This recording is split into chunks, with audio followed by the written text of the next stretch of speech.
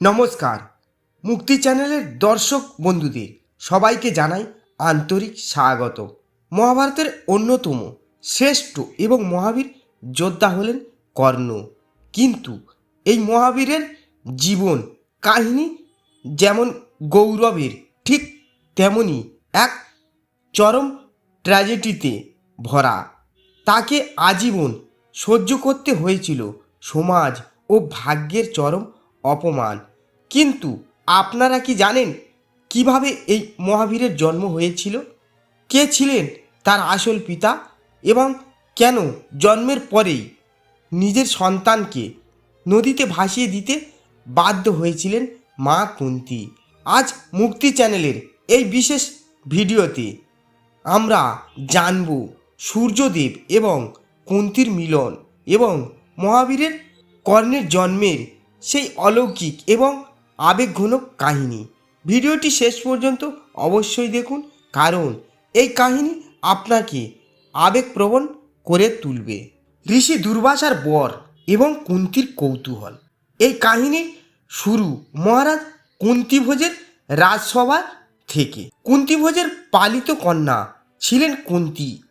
একদিন কুন্তীভোজের প্রাসাদে আগমন ঘটে অত্যন্ত রাগী ও তেজস্বী ঋষি দুর্বাসার। রাজা কুন্তীভোজ ঋষির দুর্বাসার সেবার দায়িত্ব দেন নিজের মেয়ে কুন্তীর ওপর। কুন্তী অত্যন্ত নিষ্ঠা, ভক্তি ও ধৈর্যের সাথে দীর্ঘ 1 বছর ঋষি দুর্বাসার সেবা করেন।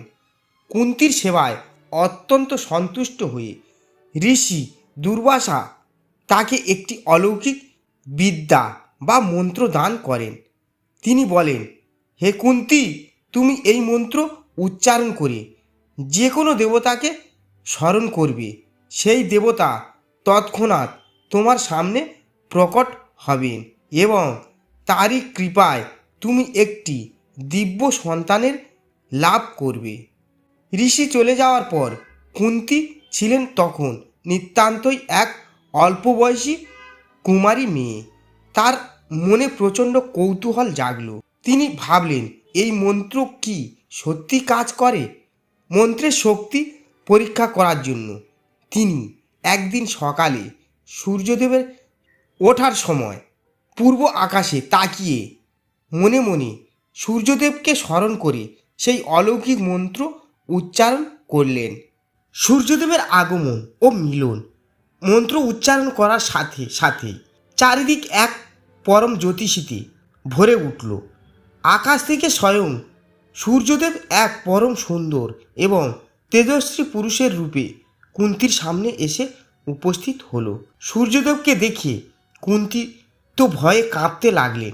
তিনি হাত জোড় করে বললেন, হে দেব, আমাকে ক্ষমা করুন।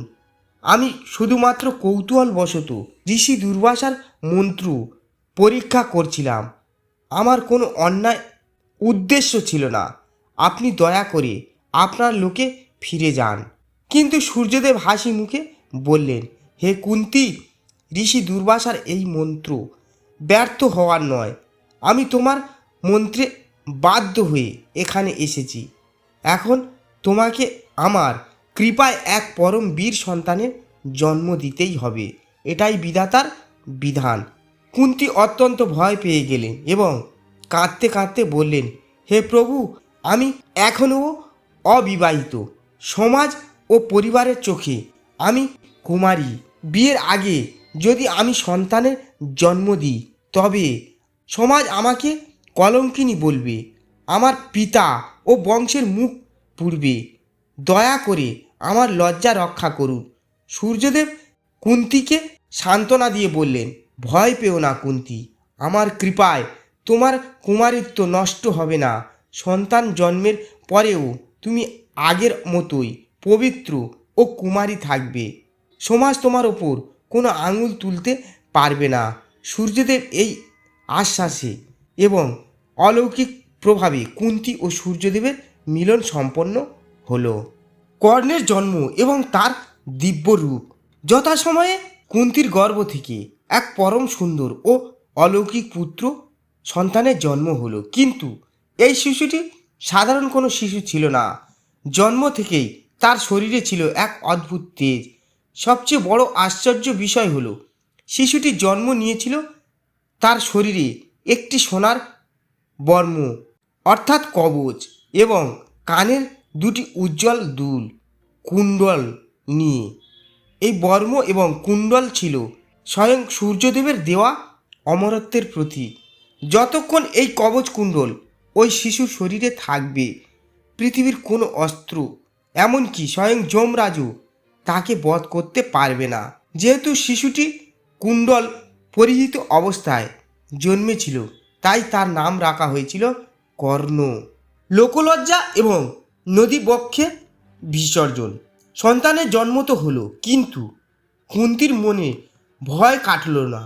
লোকলজ্জা আর সমাজ কি বলবে, এই ভয়ে কুন্তির বুক ফেটে যাচ্ছিল। এক অবিবাহিত মেয়ের ঘরে সন্তান, এই কথা রাষ্ট্র হলে কুন্তিভোজের বংশের চরম অপমান হবে। তাই অত্যন্ত ভারী মন নিয়ে নিজের বুক ফাটা কান্না চেপে এক কঠিন সিদ্ধান্ত নিলেন মা কুন্তি। তিনি একটি কাঠের সুন্দর ঝুড়ি তৈরি করলেন। তার ভেতরে নরম কাপড় বিছিয়ে সদ্যজাত ফুটফুটে সন্তানকে শুইয়ে দিলেন। মা হয়ে নিজের সন্তানকে দূরে ঠেলে দেওয়ার এই কষ্ট পৃথিবীর কোনো কিছুর সাথে তুলনা করা যায় না। কুন্তি রাতের অন্ধকারে কাঁদতে কাঁদতে সেই ঝুড়িটি নিয়ে গঙ্গা নদীতে গেলেন এবং পরম ঈশ্বরের কাছে সন্তানের সুরক্ষার প্রার্থনা করে ঝুড়িটি নদীর জলে ভাসিয়ে দিলেন। জলের তরঙ্গে ভাসতে ভাসতে সেই দিব্য শিশুটি মা কুন্তির চোখের আড়াল হয়ে গেল। অধিরথ ও রাধার আশ্রয়ে কর্ণ। ভাগ্যের অদ্ভুত খেলায় ভাসতে ভাসতে সেই ঝুড়িটি পৌঁছে যায় নদীর তীরে। পরবর্তীতে এই শিশুই নদীর তীরে ধৃতরাষ্ট্রের সারথি অধিরথ এবং তার স্ত্রী রাধার হাত ধরে বড় হন এবং ইতিহাসে সুতপুত্র কর্ণ বা রাধেয় নামে পরিচিত হন।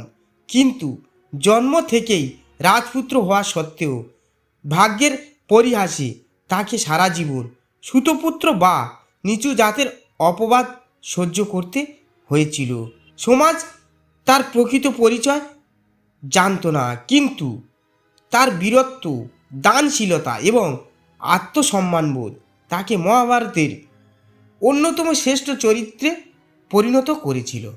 দর্শক বন্ধুরা, এটি ছিল মহাবীর কর্ণের জন্মের সেই আদি এবং সত্য কাহিনী। কৌতূহল কিভাবে একটা মানুষের জীবনকে বদলে দিতে পারে, কুন্তির এই কাহিনী তার বড় প্রমাণ। মা কুন্তির সেই এক মুহূর্তের ভুল বা কৌতূহলের খেসারত কর্ণকে সারা জীবন দিতে হয়েছিল। তবে কর্ণের জীবন আমাদের আরেকটি শিক্ষাও দেয়। জন্ম নয়, মানুষের কর্মই তাকে মহান করে তোলে। কর্ণের জীবনের এই কাহিনী আপনার কেমন লাগলো? সমাজ কি কুন্তির এই সিদ্ধান্তের জন্য তাকে দোষী ভাববে, নাকি একজন মায়ের নিরুপায় পরিস্থিতিকে ক্ষমা করবেন? আপনার মূল্যবান মতামত নিচে কমেন্টে অবশ্যই জানাবেন। ভিডিওটি ভালো লাগলে একটি লাইক করুন এবং মহাভারতের এমন আরও অজানা কাহিনী সহজ ভাষায় জানতে আমাদের মুক্তি চ্যানেলটিকে এখনই সাবস্ক্রাইব করে পাশে থাকা বেল আইকনটি প্রেস করে রাখুন। আজ এই পর্যন্ত, দেখা হবে পরের কোনো ভিডিওতে। ভালো থাকবেন, সুস্থ থাকবেন। হরে কৃষ্ণ, রাধে রাধে।